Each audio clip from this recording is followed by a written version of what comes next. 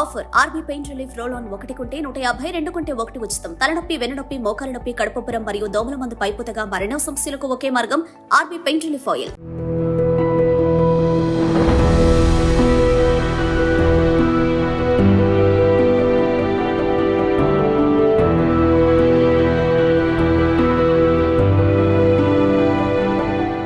నమస్తే, welcome to in depth. నేను జానకి. దేశ విదేశాల్లో జరిగే తాజా అంశాలను లోతుగా విశ్లేషించే ఇన్డెప్త్ కార్యక్రమానికి స్వాగతం.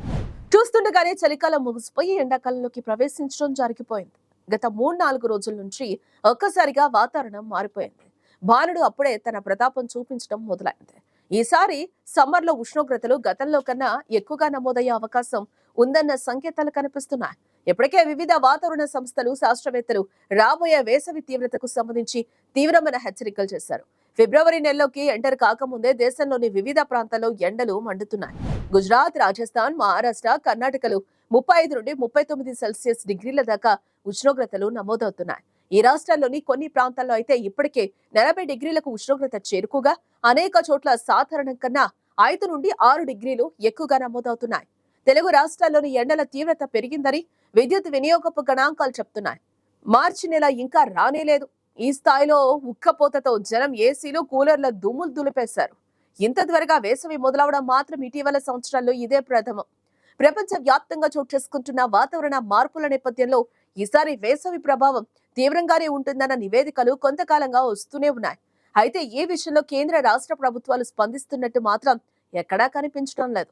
తీరా మండే ఎండలు ముందుకొచ్చి చుక్క నీరు దొరకని స్థితిలో వడగాల్పులకు జనం ఇబ్బందులు పడే పరిస్థితి వస్తే కానీ కదలరా అన్న అనుమానాలు తలెత్తుతున్నాయి.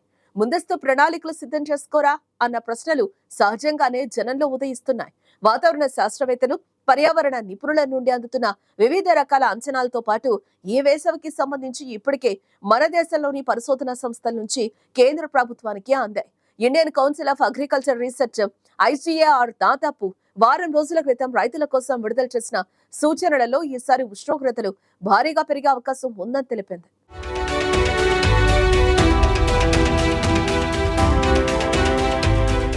వ్యవసాయం విషయానికి వస్తే ఇలా ఉష్ణోగ్రతలు పెరగడంతో పాటు పసుపచ్చ పురుగు కూడా విస్తరించే అవకాశం ఉంటుంది.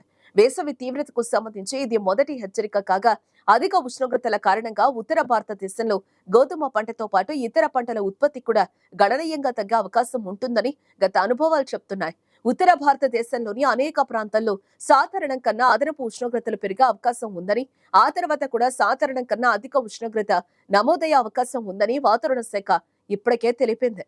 గతంలో ఇటువంటి పరిస్థితుల కారణంగా ఉత్తర భారతదేశంలో గోధుమల ఉత్పత్తి గణనీయంగా తగ్గిపోయింది. ఫలితంగా మార్కెట్లో గోధుమలకు కొరత ఏర్పడింది.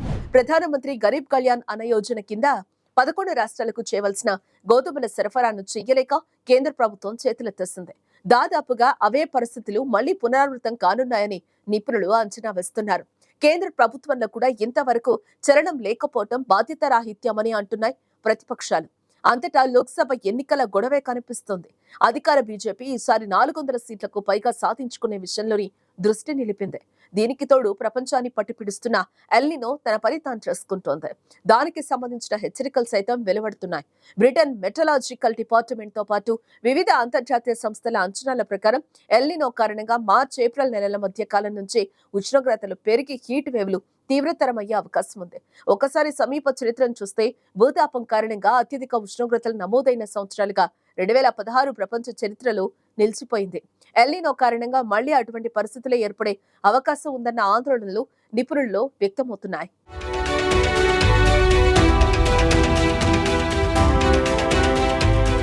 రానున్నది కేవలం ఎండాకాలం, మండేకాలం మాత్రమే కాదు, అంతకన్నా గడ్డుకాలం అని నిపుణులు చెప్పకనే చెప్తున్నట్టు అర్థం చేసుకోవాలి. ఈ నేపథ్యంలో అన్ని రంగాల్లో అవసరమైన ముందస్తు ప్రణాళికలు సిద్ధం కావాలి. తాగునీటి నుంచి పశుగ్రాసం సరఫరా వరకు ప్రత్యామ్నాయ ఏర్పాట్లు జరగాలి. ఉపాధి హామీ పథకంలో భాగంగా పనిచేసే కూలీలపై ప్రభుత్వం ప్రత్యేక దృష్టి సారించాలి. రోడ్డు పక్కన బతుకులిడ్చే అభాగ్యులను ఆదుకోవడానికి ప్రత్యేక చర్యలు తీసుకోవాలి. ఇప్పటి వరకు ఉన్న వాతావరణం వేరు, రానున్న కాలంలో పరిస్థితులు వేరుగా ఉండబోతోంది. అది కూడా తీవ్రంగా ఉండబోతోంది. దినసరి కూలీలు ఉదయం పూటనే పనులు పూర్తి చేసుకుని మధ్యాహ్నంలోగా ఇంటికి చేరేలా చూసుకోవాలని నిపుణులు సూచిస్తున్నారు. ఇక నుంచి మధ్యాహ్నం పూట బయటకి వెళ్లాలంటే తప్పకుండా గొడుగులు వెంట తీసుకెళ్లాలంటున్నారు.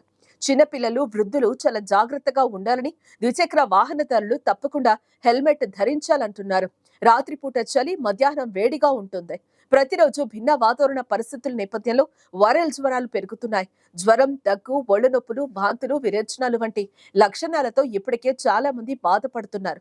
చేతులు కాలేక ఆకులు పట్టుకునే దానికన్నా ప్రభుత్వాలు తక్షణమే స్పందించి ప్రభుత్వ దవాఖానాల్లో వడదెబ్బ బాధితుల కోసం ప్రత్యేక వార్డులను ఏర్పాటు చేయాలి. అధికార యంత్రాంగాలు ఎండదెబ్బల నుంచి కాపాడుకునేందుకు ఉపశమన చర్యలపై ప్రచారం మొదలుపెట్టాలి.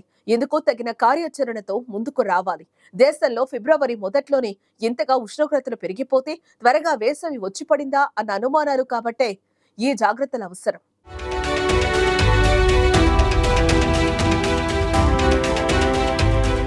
ఎల్నినో, లానినోలు వాతావరణ పరిస్థితులు ఎలా ఉండబోతున్నాయన్నది సూచిస్తాయి.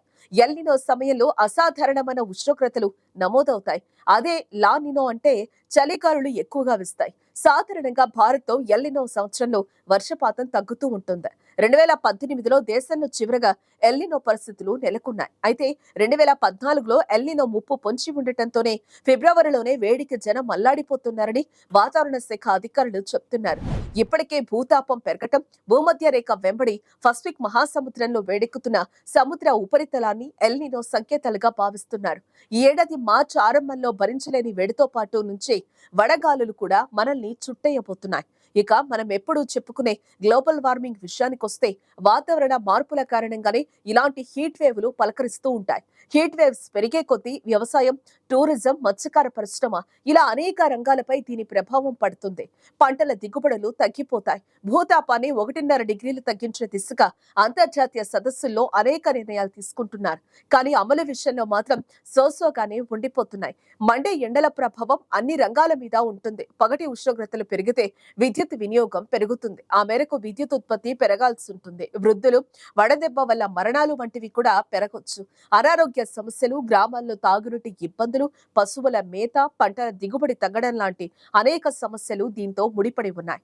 మొత్తానికి ఈసారి వస్తున్న వేసవి ప్రజలతో పాటు పాలకులకు కూడా అగ్ని పరీక్ష లాంటిదే అని అంటున్నారు నిపుణులు.